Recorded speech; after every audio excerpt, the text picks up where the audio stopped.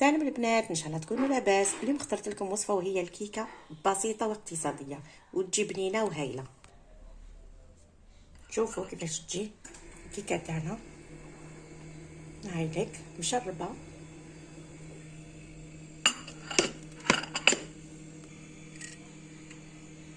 مع قهوه حليب واش نقول لكم. شوفوا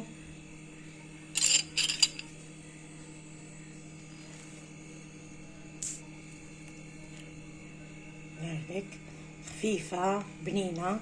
نبداو في الوصفه على بركه الله. هنا عندنا 2 حبات بيض على درجه حراره الغرفه.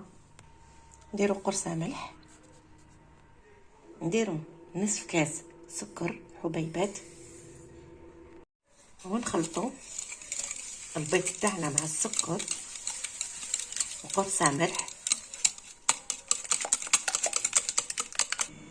نزيدو نصف كاس زيت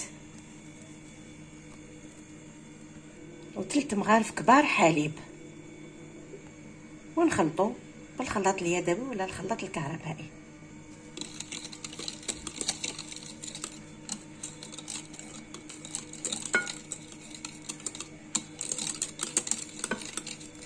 هنا نديرو ملعقه صغيره لافاني، وهنا عندي نسكرفجو حبه قارص لو زيس دو سيترون. دونك نحن نسكرفجو القارص تاعنا ونخلطو.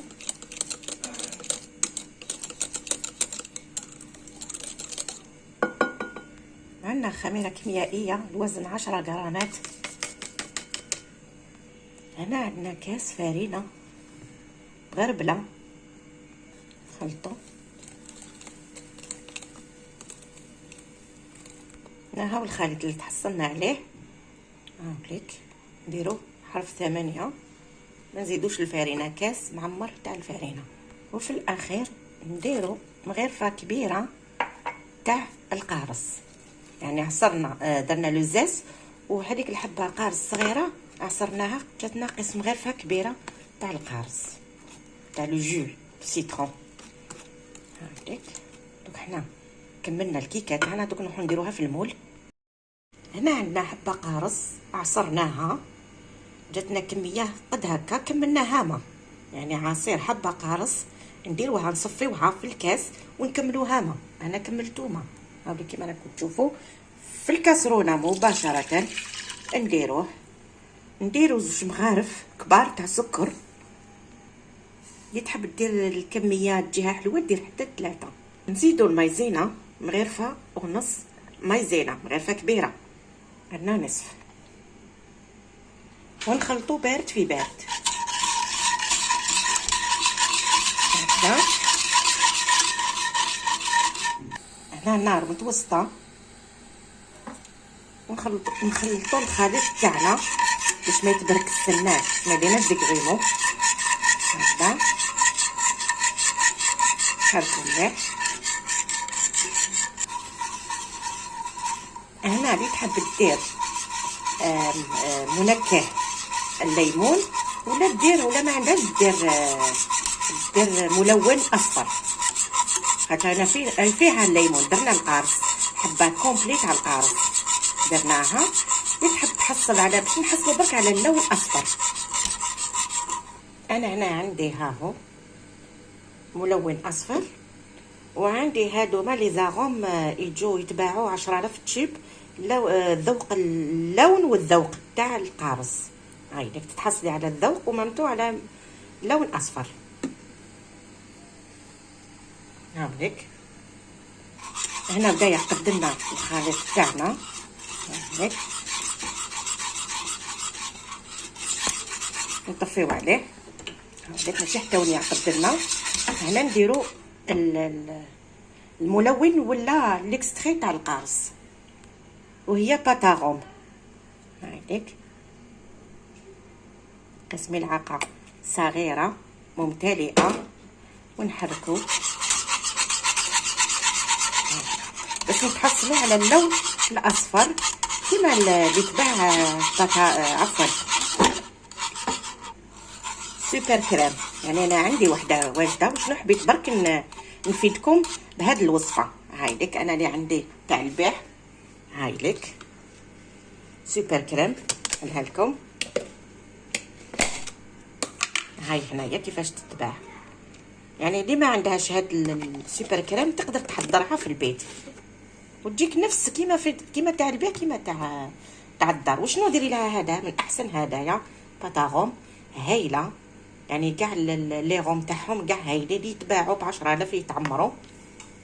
هاي لك حنا واجده، شوفوا كيفاش جات. نغطيوها هنا، نغطوها بالكيس هذيك.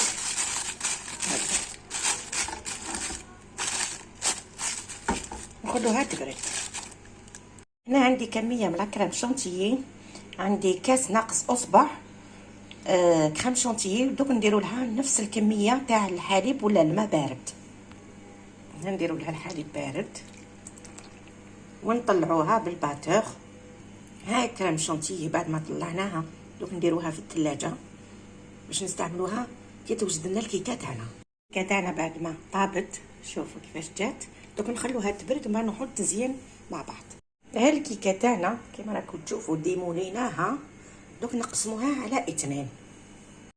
هاي الكيكه بعد ما قسمناها على 2 شوفوا كيفاش جات قطنيه. هاي لك الصوره راهي تعبر كيما راكم تشوفوا. دوك نروحو نشربوها بالسيرو ولا بالجو. هنا عندي عصير البرتقال، اللي ما عندهاش عصير البرتقال ولا اي عصير تقدر تعوض بالحليب، تشمخها بالحليب.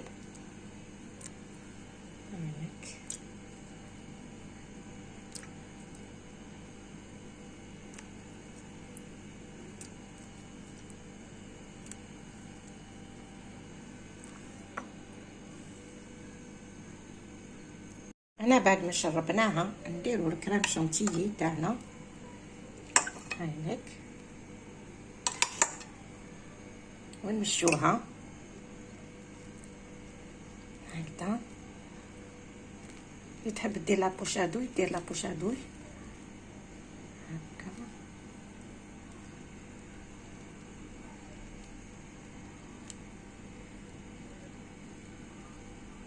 هنا بعد ما درنا لها كريم شانتيي كيما راكم تشوفوا نديرو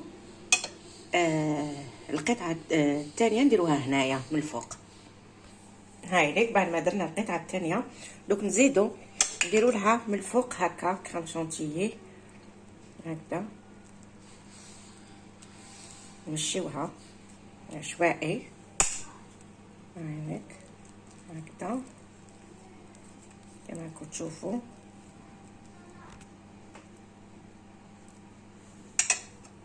كملنا الوصفه تاع اليوم. هاي اللي كما راكم تشوفوا زيناها بلي سوريس كونفو. هاي لك يعني تزيين بسيط غير واش كان عندي في الدار. ورانا درنا كيكه للاطفال حتى حنا الكبار مع القهوه حليب. ان شاء الله تجربوا الوصفه وتنجحوا فيها. سلام.